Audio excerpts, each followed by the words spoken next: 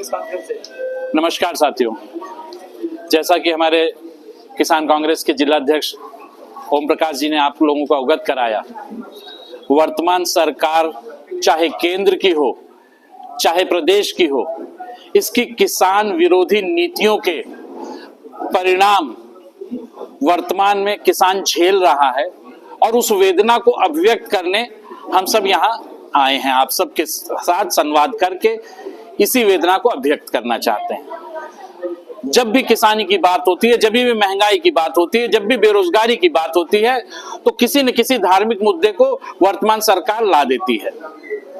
अभी हाल में कुंभ ही हुआ, सारा प्रशासन जुटा था कुंभ मेले के व्यवस्था में।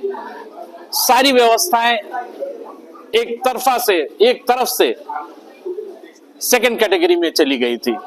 यहां तक कि नहरों में पानी भी नहीं दिया जा रहा था, क्योंकि सारी सप्लाई कुंभ में स्नान कराने के लिए नहरों को डाइवर्ट किया गया था।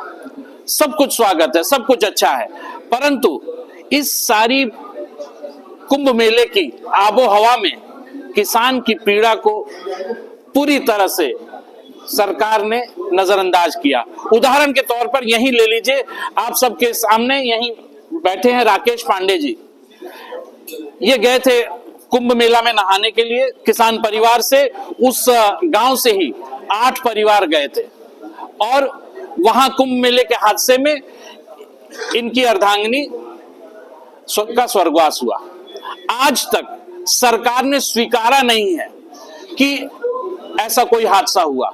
हमारे साथ बैठे हुए हैं, आप जान सकते हैं, आप इसकी सत्यता भली भांति आप समझ सकते हैं, लेकिन सरकार की किसान विरोधी मानसिकता का प्रतिफल है कि 30 से 31 संख्या नहीं हुई। सरकार 30 से 31 की संख्या नहीं जोड़ना चाहती और तमाम किसान परिवार वहां अपनी अंतिम यात्रा उसी स्थान पे किए। बड़ी पीड़ा है, उसको अभिव्यक्त करने में भावुक हो जाते हैं हम लोग, परंतु सरकार की संवेदनहीनता उसको स्वीकार करने के लिए तैयार भी नहीं है।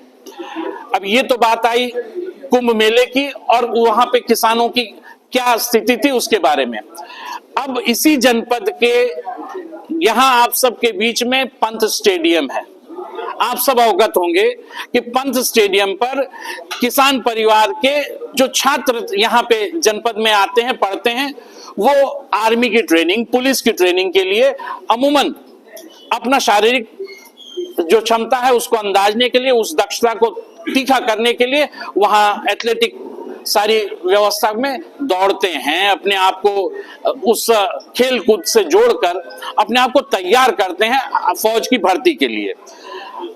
वेदना यह है कि आज परिस्थिति यह है कि उस पंत स्टेडियम में प्रवेश शुल्क लगा दिया गया है और कहा जा रहा है कि 200 रुपया प्रति माह वो छात्र देगा।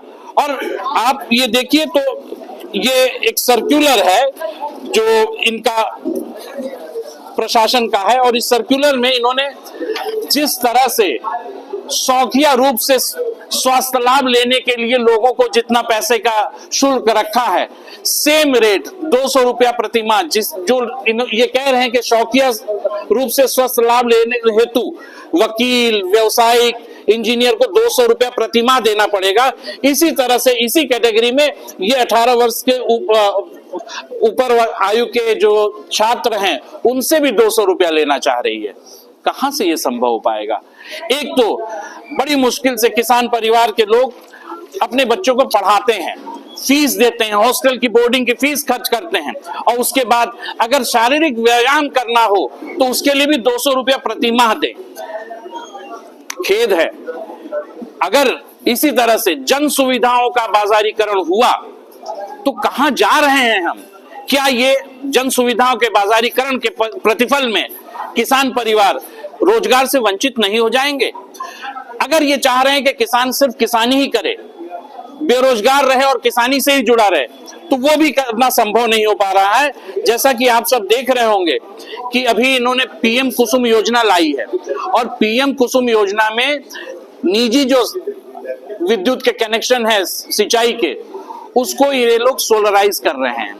अब ये सोलराइज कराने की पूरी योजना में 26,000 से 50,000 रुपया कृषक अंश देना पड़ता है, जमा करना पड़ता है।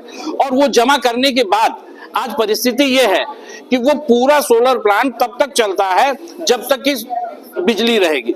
अगर बिजली कट जाएगी तो वो सोलर प्लांट नहीं चलेगा।